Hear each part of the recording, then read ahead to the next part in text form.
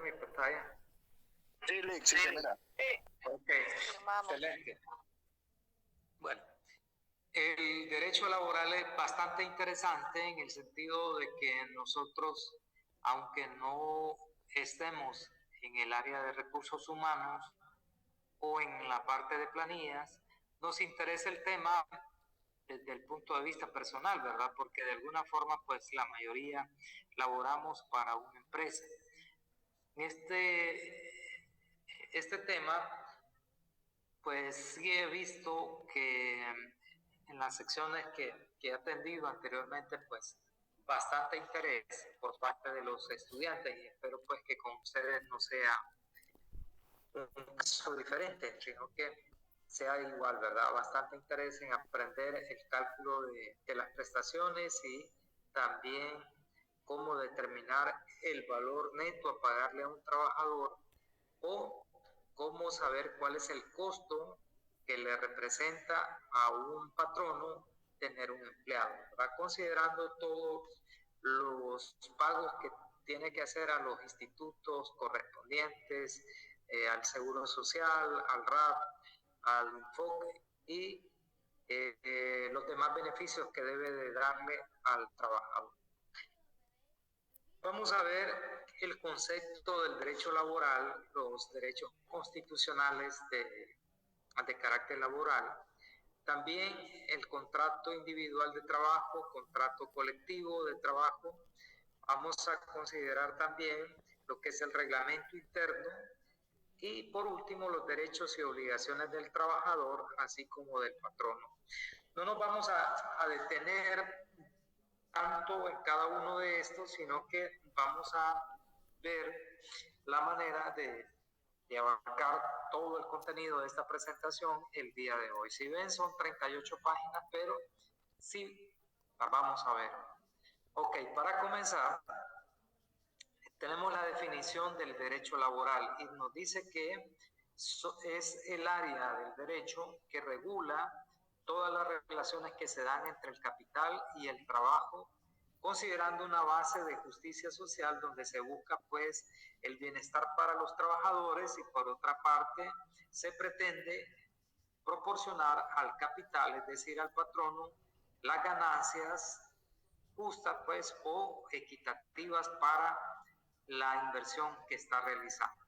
Sabemos que ningún empresario pues va a invertir o va a realizar un proyecto con el afán de únicamente proveer empleo o generar empleo en su comunidad, sino que lo hace pues con el objetivo de ganar. Muchas veces se tiene la perspectiva por parte de los trabajadores como que el patrono es explotador, como que se aprovecha del trabajo, como que se hace rico por el trabajo de los demás. De alguna forma es cierto, pero por otro lado, pues él es el que está arriesgando el capital, está arriesgando su dinero, su buen nombre, porque solicita un préstamo y todo lo demás. Lo demás, pues, cada quien decide si trabaja o no trabaja para una empresa o para la otra, pero el punto es que no es recomendable pues tener esa percepción del empresario o de las empresas. Si no nos parece muy bien el actuar de algunas empresas, pues es mejor salirnos y buscar otra oportunidad donde a nuestro criterio sí se practique pues de alguna forma la justicia social. Ok. Como ya lo habíamos mencionado, desde un inicio el derecho laboral pertenece al derecho público. Decíamos que aunque trata la relación que sea entre patrono y trabajador, se supone que es una relación privada, sin embargo es de interés público el bienestar del trabajador.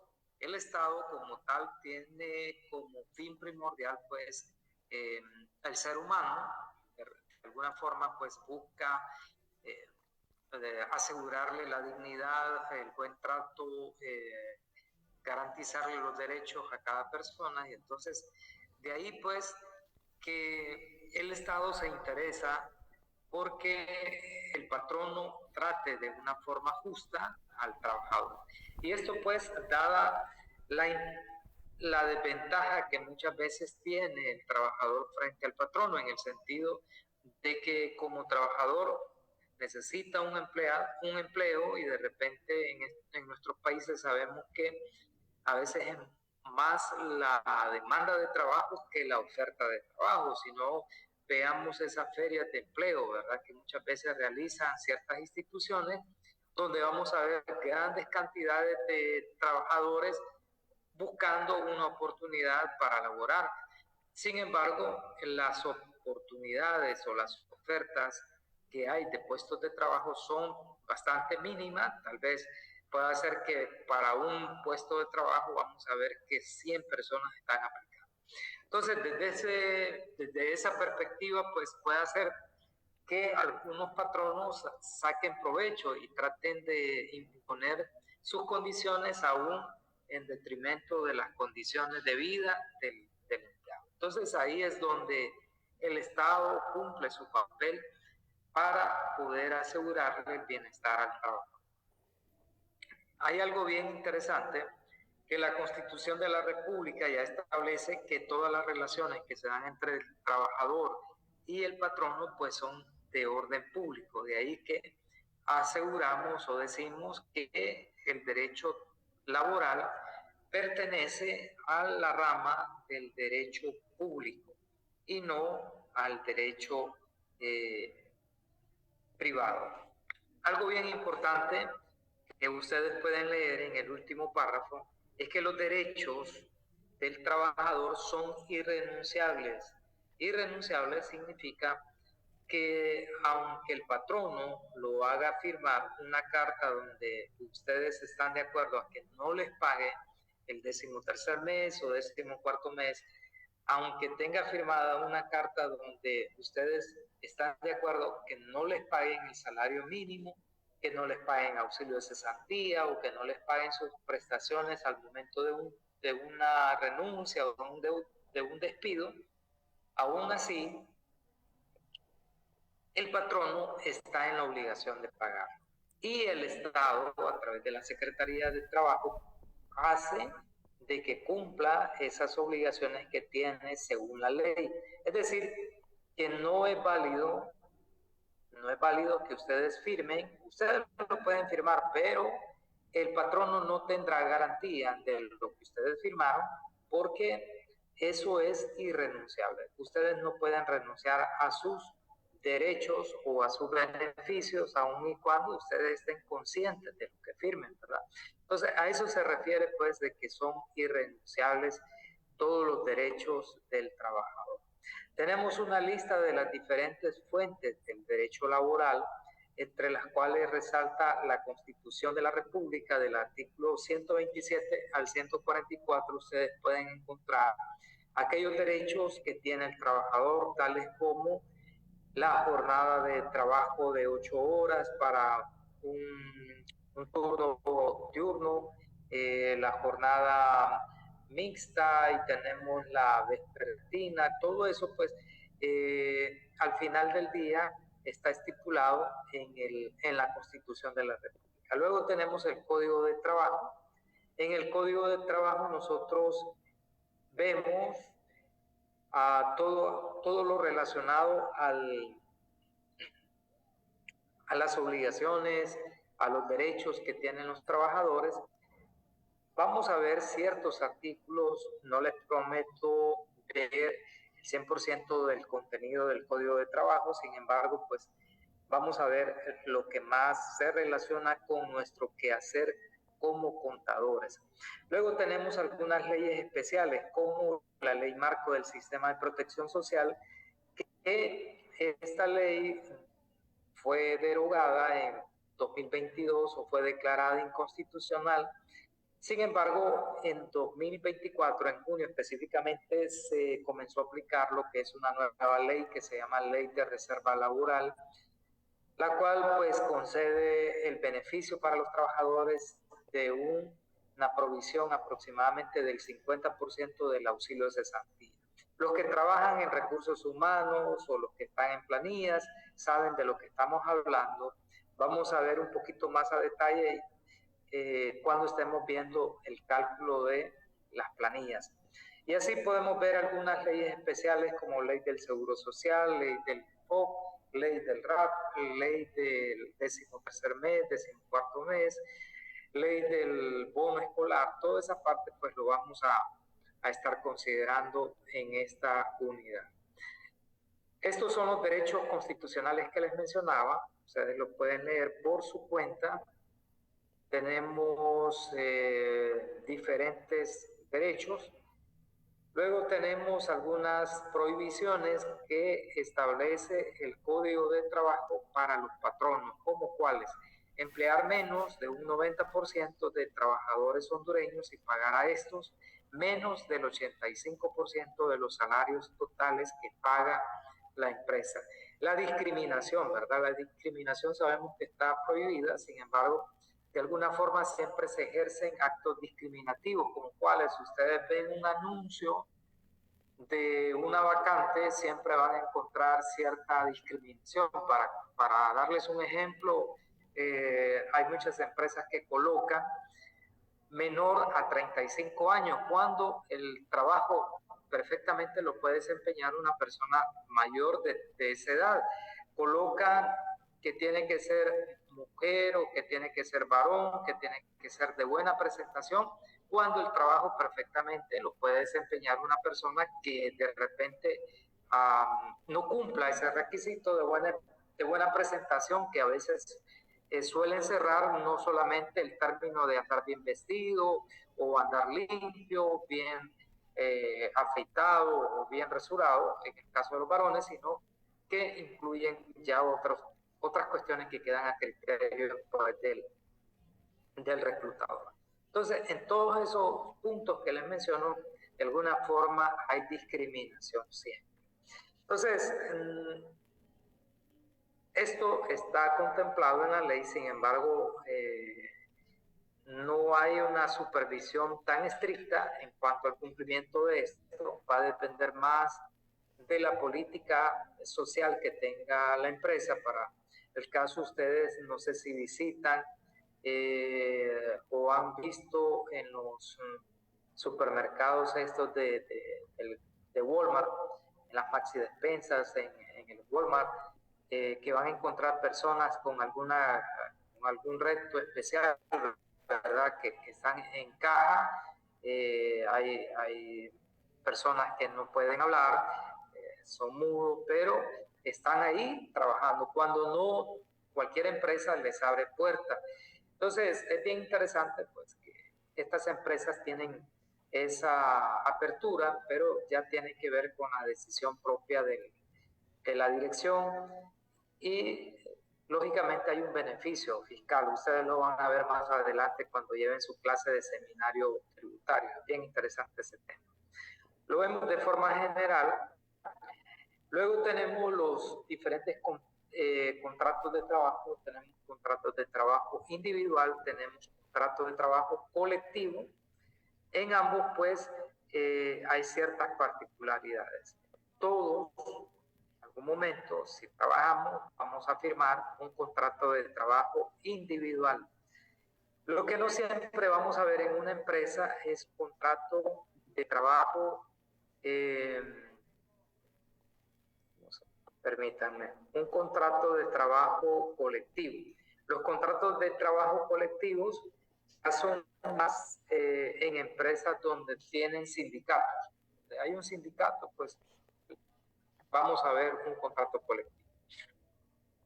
En cuanto a los contratos individuales de trabajo, podemos decir que es una responsabilidad del patrono que exista por escrito. Si no existe un contrato de trabajo por escrito, quien se lleva la peor parte es el patrono, en el sentido que ya el Código de Trabajo dice que cuando no se tiene un contrato firmado, se van a tener como válidas las condiciones o lo que alegue o lo que diga el trabajador.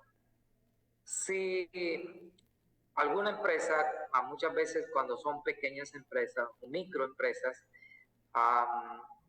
toma la decisión de no elaborar un contrato de trabajo porque piensan que si hacen un contrato de trabajo tendrán la obligación de pagar los derechos al empleado. Y no, la obligación de pagar derechos, es decir, prestaciones a un trabajador, no nace por un contrato escrito, nace desde el momento en que esa persona se subordina a su jefe y comienza a prestarle servicio, comienza a trabajar para él, no importa si existe o no existe un contrato por escrito. ¿Qué va a pasar?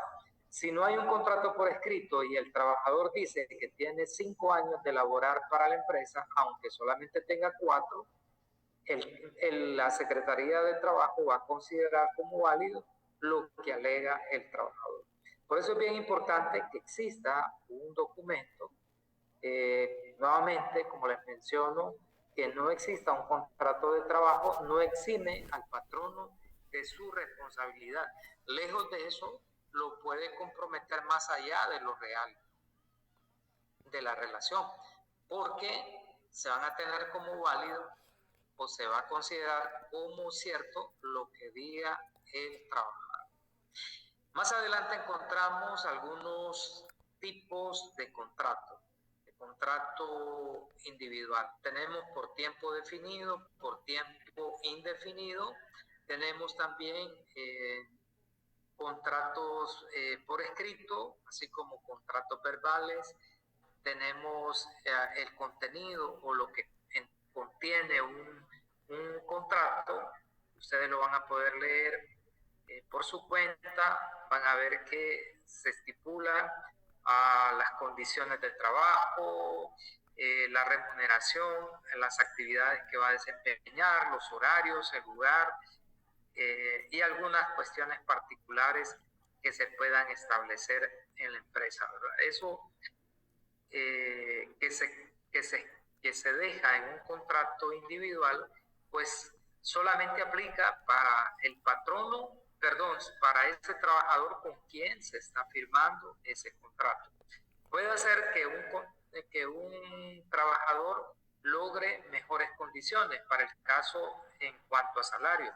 Puede ser que un empleado que va a desempeñar un puesto que es similar al de otros que ganan tal vez 15,000 empiras, él en su entrevista, en su proceso, logra negociar un salario de 20,000 empiras. Y eso no es pecado, ¿verdad? No es que sea ilegal pagarles a un trabajador, pagarle más y a otro pagarle menos, aunque desempeñen el mismo puesto. Cada quien como logre venderse al momento de la entrevista. Por eso es bien importante, ¿verdad? Las entrevistas de trabajo, para no salir afectado o quedarse lamentando después, no, que yo gano menos que el fulano y que el fulano hace menos que lo que yo hago. Pero es importante negociar bien. Hay que asesorarnos bien al momento de hacer la negociación del puesto de trabajo. Luego tenemos algunos aspectos relevantes sobre los contratos de trabajo. Ustedes lo pueden leer. Por cuestiones de tiempo no vamos a entrar en detalle. Luego tenemos el contrato colectivo. El contrato colectivo, jóvenes, se firma entre patronos y trabajadores para dejar por escrito las condiciones que son generales para todos los empleados de una empresa. Es decir, muchas veces las empresas, con el afán de mantener contentos a sus empleados o de fidelizar a sus trabajadores, generar lealtad, pues les ofrecen ciertos beneficios más allá de lo que ya establece el Código de Trabajo, como cuáles. Les ofrecen un bono al año, tal vez cuando cumplen año o aniversario de estar laborando para la empresa. Puede ser que en algún mes en específico les ofrecen otro bono, otro salario. Para el caso, los bancos, los que trabajan en bancos no me dejan mentir, hay bancos que tienen 16 salarios, otros 15, según la ley son 14 salarios, ¿verdad? Pero estas empresas ofrecen esos beneficios con tal de mantener contento al trabajador, ¿verdad? Y que pues, de alguna forma sea productivo, se sienta motivado para desempeñar sus actividades. Pero estos beneficios no son generales, es decir, no son de aplicación general para todas las empresas, sino que ciertos patronos se comprometen con sus trabajadores en cumplirlo.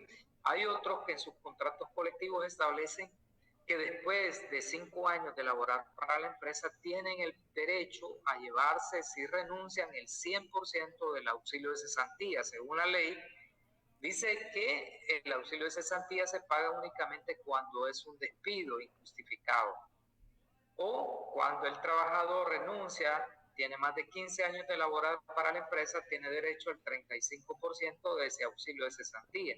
Pero hay empresas que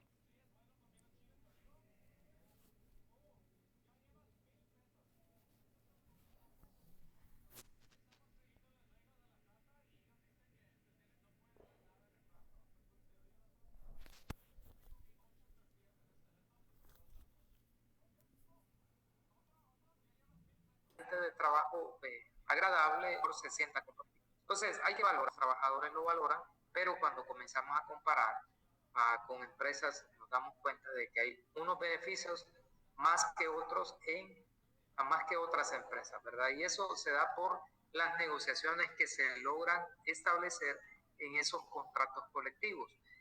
Generalmente son las empresas que tienen sindicatos las que celebran esos contratos colectivos. Sin embargo, hay compañías que, aunque no tengan un sindicato de trabajadores, lo hacen con la finalidad pues, de que vean los trabajadores que no es necesario tener un sindicato para tener mejores beneficios que las demás empresas. Entonces, todo eso lo hacen las empresas muchas veces jugando como anticipado para que no se les vaya a formalizar un sindicato. ¿Por qué? Muchas veces se sataniza un sindicato, ¿verdad? Por el tema de las huelgas o el tema de protección a los mismos colaboradores, que para poder despedir a un empleado pues tiene que estar bien sustentado ese despido, si no es segura demanda la que se va a ganar por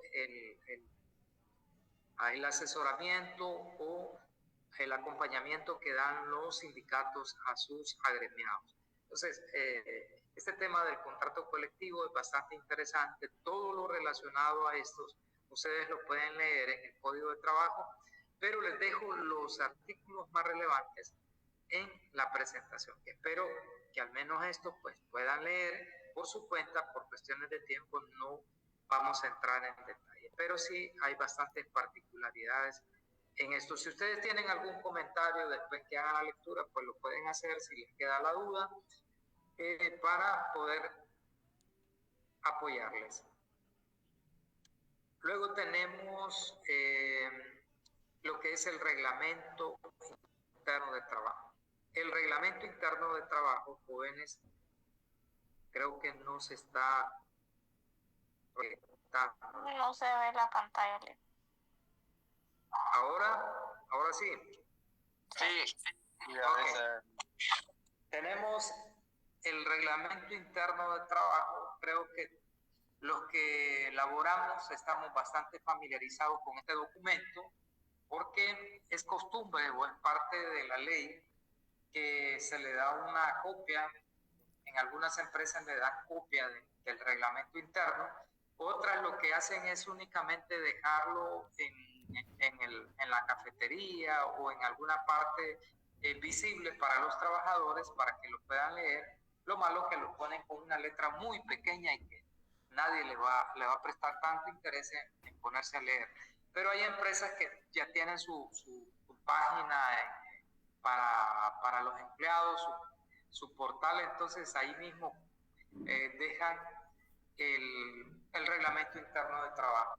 En ese documento sabemos de que vamos a encontrar todas las condiciones bajo las cuales se va a desempeñar el empleado y el patrono, cuál va a ser el actuar del patrono y viceversa, ¿verdad? Vamos a encontrar cuáles son las jornadas de trabajo, los horarios, el código de vestimenta, ciertos beneficios que puede dar la empresa. En todo caso, este reglamento interno no puede contradecir los derechos que ya tiene él o los lineamientos que ya establece el Código de Trabajo. Es decir, en este reglamento no puede establecerse jornadas de trabajo por más de las que ya establece el Código de Trabajo. Entonces, todo va a ser enmarcado en los lineamientos del Código de Trabajo y las demás leyes que son aplicables a la materia laboral. Así que esto es bastante interesante. ¿Quiénes están obligados a tener un reglamento interno de trabajo? Vean ustedes el artículo 88. Establece que aquellas empresas que se dedican al comercio y tienen de forma permanente a 5 trabajadores como mínimo, pues están en la obligación de tener un reglamento interno de trabajo. Aquellas empresas que se dedican a producir, que son industriales, si tienen más de 10 empleados, pues están en la obligación de elaborar un reglamento interno de trabajo. Las que son agrícolas, ganaderas, forestales, si emplean más de 20 trabajadores, también tienen la obligación de elaborar un reglamento de trabajo. Y aquellas empresas que tienen más de una actividad de las que ya se mencionan anteriormente, pues si tienen más de 10 trabajadores, están en obligación de elaborar un reglamento interno de trabajo. Vean ustedes pues que hay una obligación, no es porque quieran las empresas elaborar un reglamento, sino que nace la obligación en el Código de Trabajo. Ahora, este proceso está reglamentado, está documentado en el mismo Código de Trabajo. Se menciona cómo va a ser el procedimiento, cuál va a ser el contenido, quiénes pueden hacerlo. Dice que este documento únicamente lo puede gestionar o lo puede elaborar un profesional del derecho. Entonces, no es un contador que va a elaborar, no es de solamente copiar un reglamento ya existente y listo, este va a ser nuestro reglamento interno de trabajo, sino que tiene que ser personalizado, ¿verdad? De acuerdo al contexto de la empresa, de acuerdo a las condiciones de trabajo, en base a eso pues se va a desarrollar lo que es el reglamento interno de trabajo. Ustedes pueden leer por su cuenta cuál es el contenido de este documento. Ahí lo tenemos. Por último, tenemos lo que son las obligaciones y las prohibiciones que se le hacen al patrono y al trabajador. Espero pues que ustedes leer por su cuenta de manera directa del Código de Trabajo del artículo 95 al artículo 98. Hagan la lectura para efectos de evaluación de la clase, ¿verdad? El contenido es bastante, tampoco me voy a poner a pedirles que me escriban el artículo como tal o que me lo sigan como tal. El objetivo no es ese de la clase, es más práctico, ¿verdad? Así que nos vamos a enfocar más en la aplicación del Código de Trabajo. Pero es importante conocer cuáles son las obligaciones que tiene el patrono y las obligaciones que tiene el trabajador para con el patrón. Me gustaría escucharles si tienen alguna duda, algún comentario, alguna experiencia que tengan en materia o relacionado pues con este tema del derecho laboral.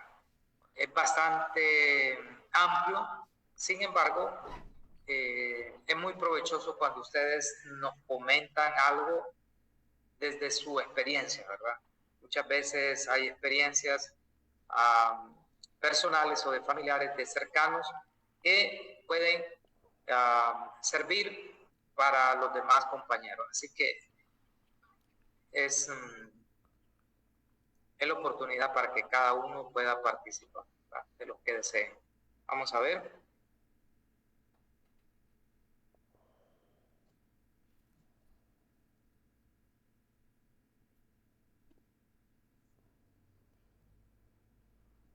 Yo quiero participar. Ok, adelante. Pues fíjese que mi hermana trabajaba aquí en el pollo campero de ahí frente a la universidad, y a ella firmó un contrato pues donde decía que se le pagaban como 13,000 pesos, pero a ella solo le daban 10,000 lempiras. El gerente se quedaba con los 3,000 lempiras y se salió del trabajo. Le dijo que después como que pasara 6 meses de prueba y después le iba a dar el salario completo. Pero el salario, o sea, ella firmaba como que era que le ponían pues ahí los 13,000 pesos y solo le daban 10,000. Sí, la verdad que esas son las prácticas que mencionábamos, ¿verdad? Que son hasta cierto punto pues injustas, ¿verdad? Porque si ya está en un salario establecido, y recordemos que hay un mínimo, ¿verdad? Hay un salario mínimo que si no se paga, pues el empleado perfectamente puede poner la denuncia en la Secretaría de Trabajo. Sin embargo, no se hace por varias razones, entre las cuales está el temor a las represalias, ¿verdad?, que va a tomar el patrono. De repente no lo puede despedir, puede hacer que haya hostigamiento, tantas situaciones que se puedan dar, ¿verdad? Sin embargo, pues esas prácticas no son aceptables,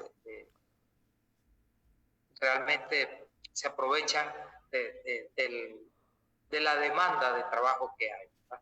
Sin embargo, pues no deberíamos de incentivar esas prácticas, sí. Ajá, y había una amiga que salió embarazada hace poco y ella trabajaba ahí en Banpaís y la obligaron a que renunciara para no darle las prestaciones. Solo le dieron como 10,000 lempiras y ella ya llevaba como 3 años trabajando. Solo Sí, porque salió embarazada. Sí, esa es otra cuestión que no, bueno, según lo que leíamos, pues, y ustedes van a leer más adelante, que está prohibido, pues, prohibido al patrono, en las prohibiciones van a encontrar a los patronos despedir a las empleadas en estado de embarazo.